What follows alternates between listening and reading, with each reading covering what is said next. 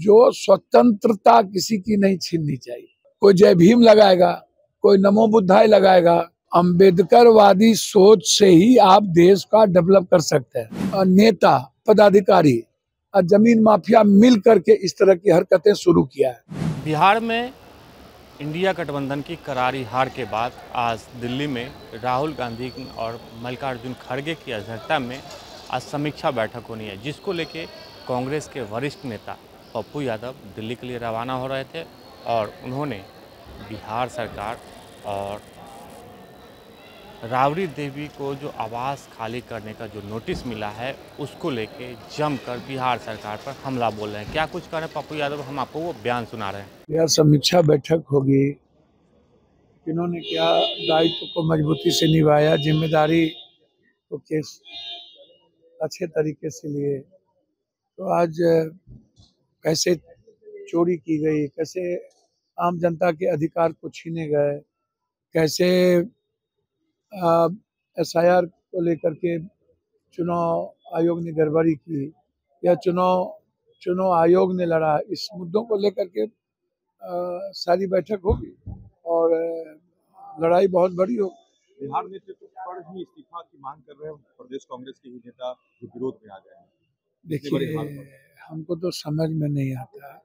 ये मुद्दा है डिसिप्लिन कमेटी का या ये मुद्दा शीर्ष नेतृत्व का, मैं इसमें कहीं नहीं आता हूँ। लोकतांत्रिक व्यवस्था में ये चलता रहता है, लेकिन जो लोग इस्तीफा मांग रहे हैं उन्हें अपने गिरेबान में भी झांकना चाहिए, अपने दायित्वों का भी और जिम्मेदारी का एहसास करना चाहिए और उचित प्लेटफॉर्म पर वो मांगना भी चाहिए। सर, 2 दशक से राबड़ी देवी के आवास नहीं, ये तो गलत है, ये मैं नहीं मानता। ये लगातार बिहार में गरीबों का आशियाना, जिन लोगों ने कहते हैं वोट दिए, दुकानदारों को तोड़ा जा रहा है। पहले इधर देखो भाई, दुकानदारों को तोड़ा जा रहा है, दुकानदारों को मारा जा रहा है। जबरदस्ती आशियाना कहीं दोगे नहीं, कहीं जमीन दोगे नहीं, कहीं आप और लगातार उजारना अब क्या है ये हिटलर का राज थोड़ी है। ऐसा बदले की भावना से मैं सरकार से मांग करता हूं कि जो लगातार आपने नालंदा में घर तोड़ दिया गरीबों का, यहाँ पटना में आप लगातार दुकान तोड़ रहे हो, लगातार लोगों का घर तोड़ रहे हो, ऐसा मैंने कभी लालू यादव से लेकर नीतीश कुमार जी तक के राज में नहीं देखा और ये बर्दाश्त भी नहीं होगा। इसको मैं लोकसभा में भी उठाऊंगा और इसकी लड़ाई लड़ेंगे। योगी मॉडल नहीं, यहाँ कहाँ से, यहाँ तो बोल ही दिया। यहाँ क्या, ये कौन बुलडोजर? आप ये लोग नाटक करते हो क्या है? यहाँ नीतीश मॉडल की बात नहीं सुने, क्या हुआ? यहाँ कौन मॉडल? ये बिहार है, ये कर्पूरी ठाकुर, जेपी और लोहिया का बिहार है, ये हिटलर का बिहार नहीं है। समझ गए? ये ज्यादा बढ़ गया, हमको तो कुछ नहीं, सवाल ही नहीं उठता, कहीं कुछ नहीं।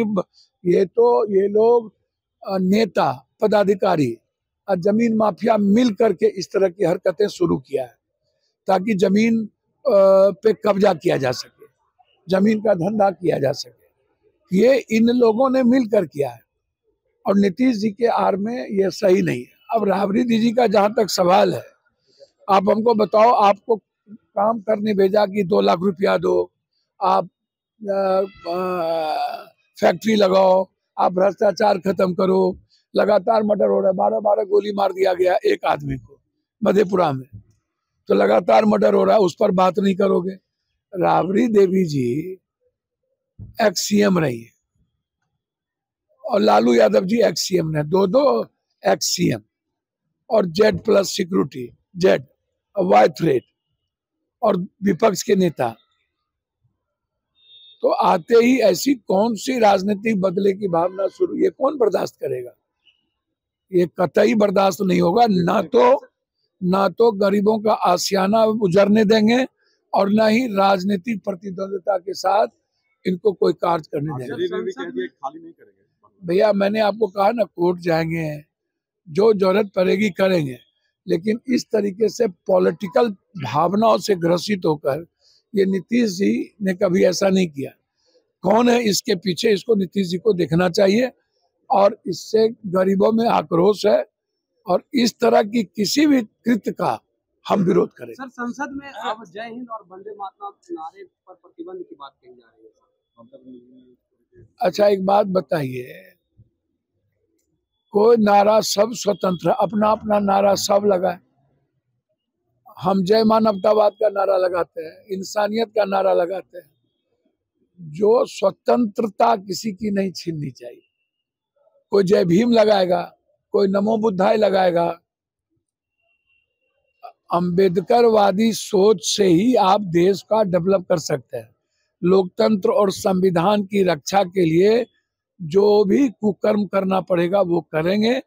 1 तारीख से सदन में ये मुद्दा उठेगा और हम ऐसी किसी भी फालतू बातों पे नहीं जाएंगे कि वो नारा, सबको नारा लगाने की स्वतंत्रता है और किसी की हाँ, किसी जाति धर्म मजहब को ठेस ना पहुंचे। अब ये कौन है, रामभद्रा विभद्रा, वो बोल दिया सोनिया गांधी माप इस तरीके से टिप्पणी और बोल दिया कि अरे भैया विश्व गुरु तब ना बनेगा जब एक एक घर पढ़ लेगा। और जब इकोनॉमी हम अफ्रीका से भी नीचे आ गए, 100 रुपया और 150 रुपया वैल्यू है, इस पर बात ही नहीं करेगा वो। हमारी इकोनॉमी पर बात करो ना कि दुनिया में इकोनॉमी सस्टेन कैसे होगा। और एक आदमी बोल दिया आरक्षण खत्म करो, खत्म करिए, सब जात का एक दूसरे जात में शादी ब्याह शुरू करिए। हिंदू में जितना Dalit, ST, SC, EBC, OBC, upper caste, backward, forward सब खत्म करिए। और जिसकी जितनी जनसंख्या भागीदारी कर दीजिए। मंदिर, मस्जिद, गुरुद्वारे, चर्च से कोई देश तरक्की किया गया? देश तरक्की किया इकोनॉमी से। तो इसीलिए वो सब नहीं चलेगा। बीएलओ की मौत पर सर, भैया बीएलओ की मौत डेंजरस है, इस पर इंक्वायरी की जरूरत है। और ऐसे एसआईआर जो जबरदस्ती बिना समय दिए किया जा रहा है, इसमें चोरी का प्रावधान ज्यादा है। तो आपने सुना कि पूर्णिया सांसद पप्पू यादव ने साफ तौर पे कहा कि जिस तरीके से हार हुई है और हार का कारण क्या है, जिन लोगों को जो जिम्मेदारी दी गई थी वो सही ढंग से निभाए नहीं हैं, उसको लेकर समीक्षा बैठक होनी है। और बिहार में एनडीए की तो सरकार बन गई, अब बुलडोजर चलने लगा है और राबड़ी देवी को 10 सर्कुलर रोड खाली करने का ऑर्डर भी मिल चुका है। उसको लेकर पप्पू यादव ने कहा कि जिस तरीके से योगी मॉडल बिहार में अपनाया जा रहा है, जो गरीब लोग हैं उसका आशियाना उजाड़ा जा रहा है, इसको हम सदन से लेकर सड़क तक मामला को उठाएंगे। लेकिन राबड़ी देवी जो हैं पूर्व सीएम भी हैं, लालू प्रसाद भी पूर्व सीएम हैं और उनको बदले की भावना से इस तरह के का काम किया जा रहा है, तो ये हम लोग बर्दाश्त नहीं करेंगे। क्योंकि राबड़ी देवी काफ़ी अरसों से उस आवास में रह रही हैं और हम लोग इस मुद्दा को भी उठाएंगे। आलोक कुमार, 10 न्यूज़, पटना।